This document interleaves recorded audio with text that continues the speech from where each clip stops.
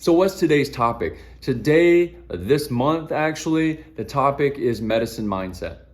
What do I mean by medicine mindset? I feel, and this is just obviously my opinion, it could be an unpopular opinion, but let me dive in a little bit more about what I mean by medicine mindset. This concept that we have gotten ourselves into, and this has nothing to do with any sort of recent events, with the pandemic or anything of that nature. It's just this mindset that we've built probably since the 50s or so of really relying on, pharmacological agents, over-the-counter and prescription medications in order to solve our problems for us. And there's some validity to that. Getting rid of the symptoms is what those compounds do their best at. They help alleviate our pain. They help us live throughout the day, and there's absolutely nothing wrong with taking medications that are prescribed to you, taking over-the-counter medications in a responsible manner. But I think in conjunction with that, because obviously I do the same, but in conjunction with that, we also have to look at the other aspect of who we are as humans, as animals, as beings on this planet, and what it truly means to be healthy, and try to find a balance between those over-the-counters or prescription medications, that medicine mindset of it's going to heal us and fix us, and relying on our bodies to do some work as well. Right? Our bodies have these amazingly complex systems, the nervous system, our immune system, our digestive tract, and all of the components that kind of interweave themselves together in order to keep us functioning.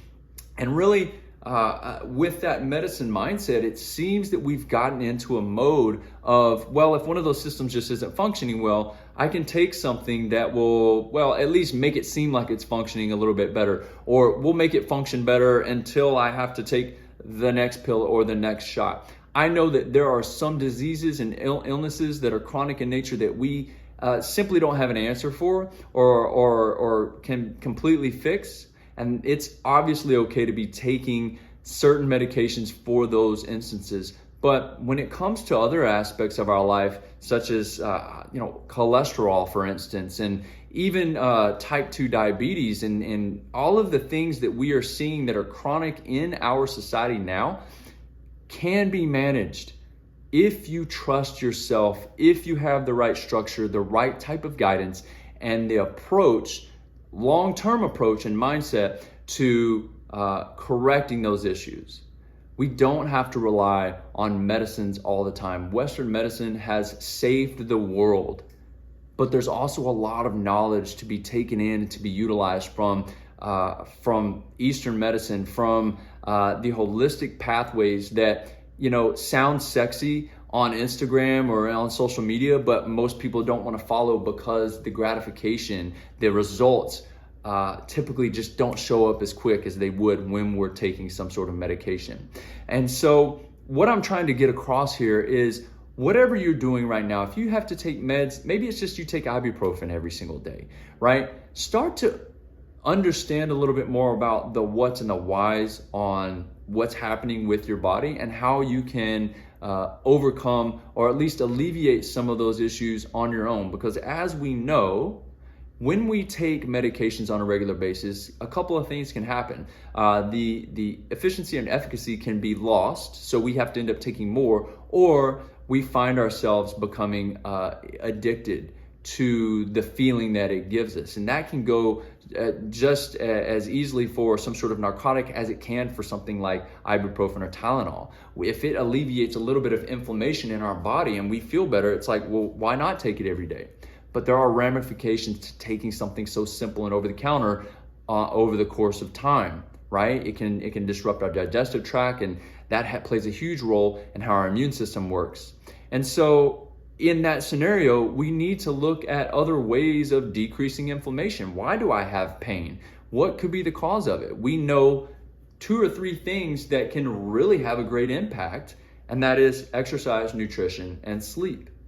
What we know is that by increasing your daily steps, low-level activity, let's say 8,000 to 12,000 steps a day, extra, not just what you do, but extra on top of your day, can decrease all-cause mortality by 50 to 60%, 8 to 12,000 steps. Now, if you looked at my last post, I told you the other day, even though I was saying extra, I said, exercise is not extra.